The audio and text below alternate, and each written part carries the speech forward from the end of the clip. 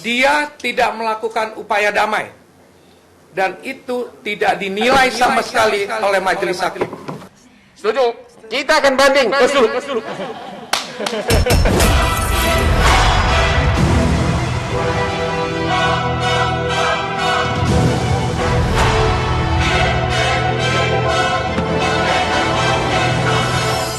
Pengacaramu sudah dihukum, ya, Anda tolong bertobat. Tapi saya akan tidak banding agar dipecat karena kata-katanya sangat kasar, terutama kepada klien saya ini. Sudah nggak dapat apa-apa, dituduh mencuri. Sudah nggak dapat apa-apa, dituduh selingkuh. Udah itu tanah ibunya, ya, dia dibangun tembok, ya. Habis itu saya disuruh pecat dengan syarat agar bisa berdamai. Saya akan tetap melindungi klien saya. I will fight for her. Dan aku menghadapi kau semuanya. Itulah Hotman Paris. Salam Hotman Paris, tepuk tangan semua.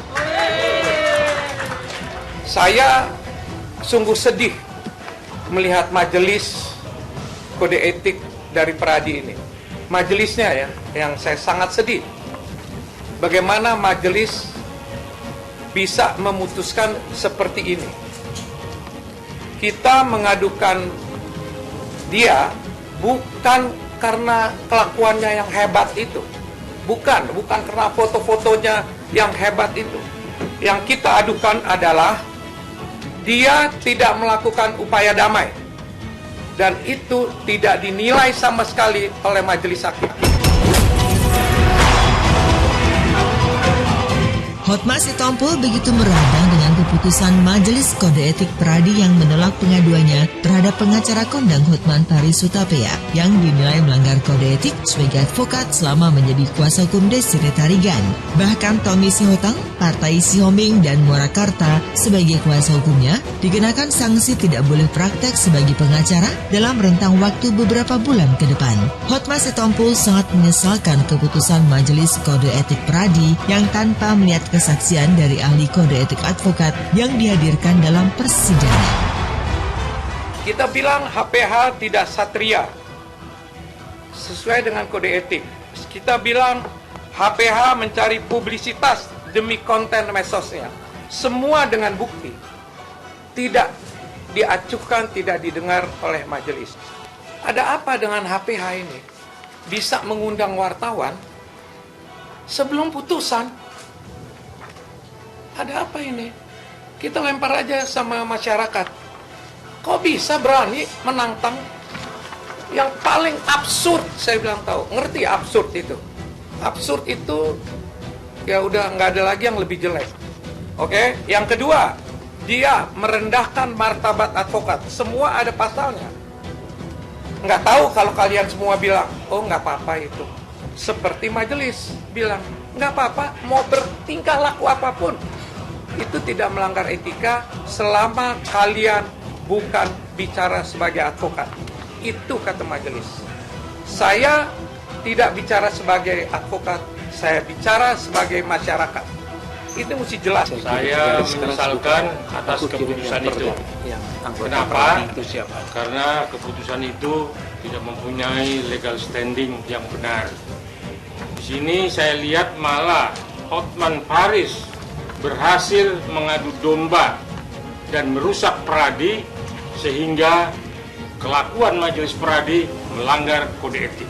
Ya, hebat si Hotman Paris bisa mengatur keputusan majelis. Kalau you gak merasa salah, kenapa khawatir? Contohnya, lu tahu nggak aku dilaporkan antara lain apa? Gara-gara gue pakai celana renang di Bali, emang ya, termasuk karena dansa-dansa dengan cewek. Itu apa kaitannya dengan pengacara? Emang kalau di Bali itu, kalau renang pakai jas, atau pakai kimono, atau pakai piyama. Kalau you sudah pengacara hebat, apapun omongan kamu itu selalu sudah hati-hati gitu loh. Sehingga kalau saya dituduh melanggar kode etik, apa yang gua langgar? Nggak ada.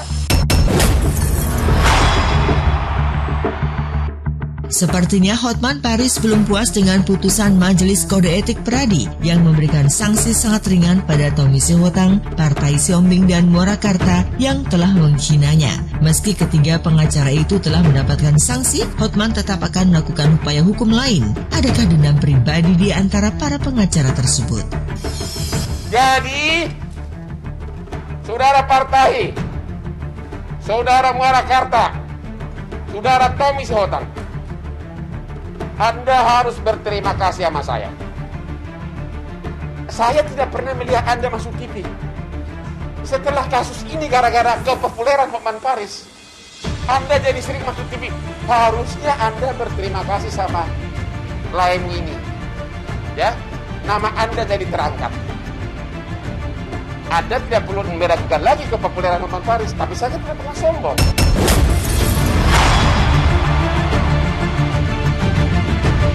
Begitu juga dengan Hotma Sitompul yang akan melaporkan ketua dan anggota majelis yang menyidangkan aduannya itu pada Ketua Pradi Oto Hasibuan. Selain itu, Hotma juga berencana melaporkan Hotman Paris dan ketua dan anggota majelis ke pihak Kepolisian Indonesia. Sepertinya ditolaknya aduan Hotma Sitompul oleh ketua dan anggota majelis kode etik Pradi itu menjadi babak baru perseteruan sesama pengacara senior dan kondang itu. Siapakah yang pada akhirnya memenangi peperangan tersebut? Anda menuduh dia selingkuh. Tidak ada bukti. Anda menuduh dia mencuri. Tidak ada bukti. Anda menuduh dia juga sampai AC busuk aja Anda persoalkan. Ya, AC busuk. Hotman, AC busuk kau persoalkan sama uang. Ya, Hotman tetap diam. Ya, karena memang beda. Kalau istri saya dapat ratusan ruko, dapat puluhan villa, tapi tidak teriak-teriak. HPH tidak mengajukan ahli tentang kode etik. Siapa yang diajukan? Istri saya, prinsipalnya, dengan anak tiri saya. Dan dibiarkan oleh ketua majelis dan majelis. Berulang kali kami bilang, jangan. Ini perkara kode etik. Tahu apa dua orang itu tentang etika? Dibiarkan sama ketua. Keluarlah semua hal-hal yang tidak perlu di dalam persidangan itu. Ada apa dengan ketua itu? Dan majelisnya. Saya bilang ya, kita akan naik banding. Saya akan naik banding. Ada cara kita masing-masing. Tetapi saya juga akan melaporkan dia, majelis ini, kepada ketua DPN Pradi, Pak, yang dengan hormat saya sebut Profesor Dr. Oto Hasibuan. Apakah majelis serupa ini bisa dijatuhkan sanksi atau dihukum? Atau paling tidak jangan dipakai lagi majelis yang mempermalukan harkat martabat advokat dan organisasi Pradi itu. Kemudian kami juga akan berkembang. Kita akan laporkan, nanti teman-teman akan jelaskan, majelis ini kepada pihak kepolisian. Bagaimana kasus perseteruan Desire Tarigan melawan Hotma Sitompul suaminya? Akankah berujung damai atau justru makin kisruh? Saya pikir Dewan Pradi itu adalah majelis hakim yang sangat terhormat dan keputusannya harus kita hargai, dan saya pikir juga sudah seadil-adilnya. Cukup puas dengan keputusan hari ini? Masih kurang berat nggak hukumannya? Anda dituduh mencuri, Anda dituduh selingkuh, pengacara kau dihina begitu. Setuju nggak saya banding agar mereka dipecat?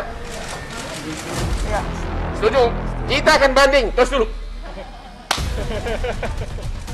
Seorang wanita tidak akan pernah lemah.